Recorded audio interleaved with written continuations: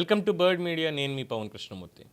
వైఎస్ఆర్సీపీ న్యాయ విభాగంలో కీలక పాత్ర పోషించే న్యాయవాది, ఆ పార్టీ రాష్ట్ర కార్యదర్శి పొన్నవోలు సుధాకర్ రెడ్డి తరచూ వివిధ కేసుల్లో పార్టీ నేతల తరఫున వాదనలు వినిపిస్తూ ఉంటారు.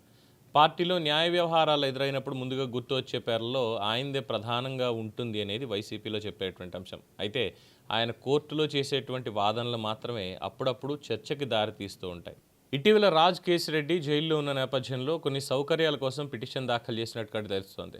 ఎండాకాలం కావడంతో ఇంటి నుంచి భోజనాన్ని అనుమతించాలని, అలాగే ఏసీ లేదా కూలర్ వంటి వసతులను కూడా కల్పించాలని కోర్టును కోరినట్టుగా సమాచారం.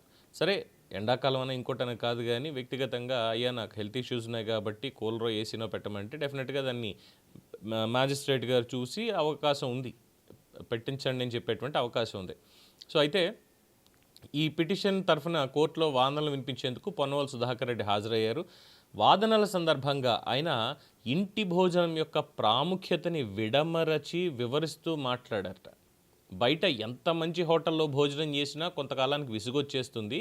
అదే ఇంటి నుంచి వచ్చేటువంటి సాధారణమైన ఆహారమే ఆరోగ్యానికి చాలా మంచిది అని చెప్పి ఆయన వ్యాఖ్యానించినట్టుగా సమాచారం. అంతేకాకుండా ఇంకోటి కూడా చెప్పారట, వాళ్ళ ఇంటి నుంచి వాళ్ళు భోజనం తెచ్చుకుంటే ప్రభుత్వానికి కూడా ఖర్చు చాలా తగ్గిపోతుందండి అని జడ్జి గారికి చెప్పినట్టు కోర్టు వర్గాల్లో గుసగుసలు.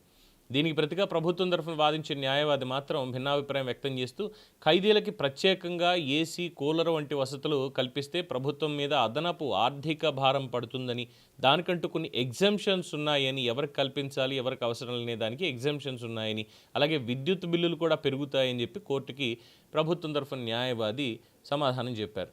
సో ఈ తర్వాత కోర్టులో ఆసక్తికరమైనటువంటి చర్చ చోటు చేసుకుందనేది న్యాయవర్గాల్లో ఉన్నటువంటి ఒక సమాచారం. మరి ఈ పరిణామాల నేపథ్యంలో సోషల్ మీడియా యాక్టివిస్టులు మాట్లాడినటువంటివి, సోషల్ మీడియాలో వాళ్ళ పార్టీ వాళ్ళు చెప్పేటువంటి మాటలు, వీటన్నిటిని తీసుకొచ్చి ఈ కోర్టులో ప్రజెంట్ చేసినటువంటి తీరుకి బిత్తరపోయినటువంటి రాజ్ కేసిరెడ్డి కుటుంబ సభ్యులు, మిగతా సన్నిహితులు చాలా అసంతృప్తి వ్యక్తం చేస్తున్నారు. పొన్నవోలు తప్ప ఎవరైనా సరే లాయర్ మాకు ఓకే అనేటువంటి భావంతో వారు వైసీపీ నేతల దగ్గర తమ ఆవేదనని వ్యక్తం చేస్తున్నారు.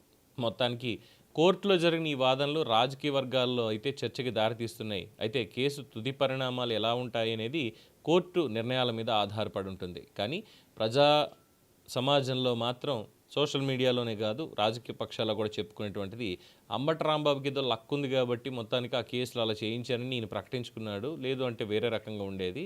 ఏదంటే సోషల్ మీడియా పోస్టులను తీసుకెళ్ళి ఇగో ఇలాగ ఇంటి భోజనం ఉంటుంది, ఇలాగ ఏసీ, కూలరు ఇలా ఉండాలి వీటికి అని చెప్పి ఆయన కోర్టులో మాట్లాడడం ఏంటి? జడ్జి గారు కూడా కాస్త ఆశ్చర్యంతో చూస్తున్నారు పొన్నవోలు చెప్పేది విని అని న్యాయవాద వర్గాల్లో చర్చ జరుగుతోంది.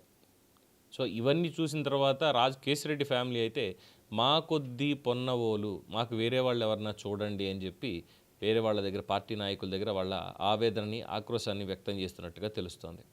చూద్దాం పాపం పొన్నవోలు గారి మీద ఇంకా ఎన్ని అభాండాలు వస్తాయి ఏంటి అనేది. దీని మీద మీ అభిప్రాయం తెలియచేయండి. చూస్తూనే ఉండండి ది బర్డ్ మీడియా.